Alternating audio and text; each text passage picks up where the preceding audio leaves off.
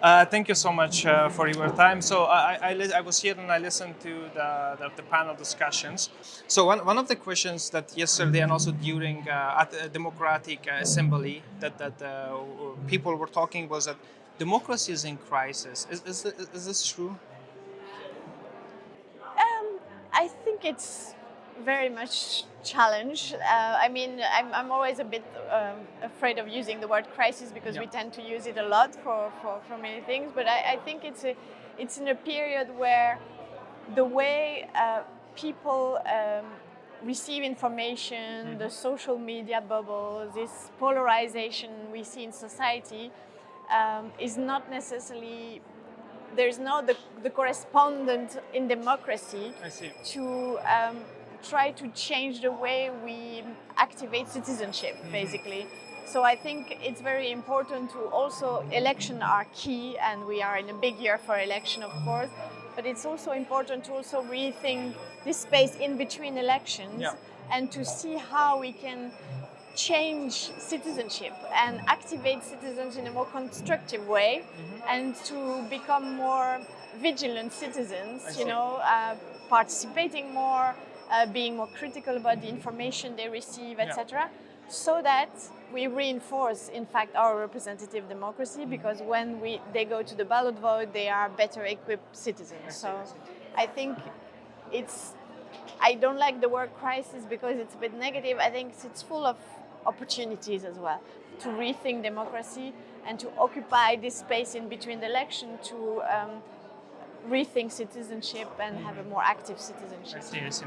Another question that was also discussed is that we need to bring people to be more active, like to make the citizens or the people that they also live in European countries but they're not citizens, to make them more active in political life. So how could we do that?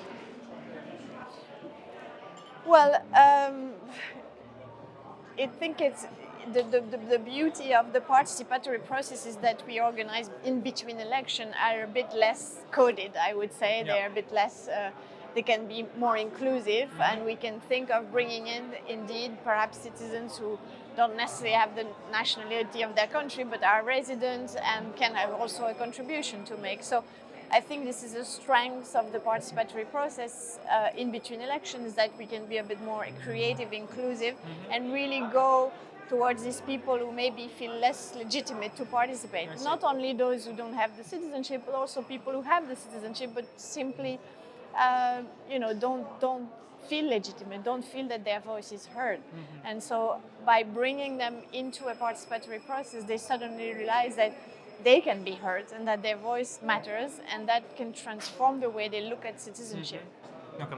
So, are you positive when it comes to including other people in the conversation when it comes to democracy? Do you see a positive future? I believe in diversity in democracy. I think democracy can only survive if we nurture this diversity, and this is why I'm a strong believer of these randomly selected citizen assemblies, because not only do we bring to the table people who are more distant from politics and institution, but also a diverse group of people. We make sure that we have a panel which is representative of the diversity, in our case at pan-EU level.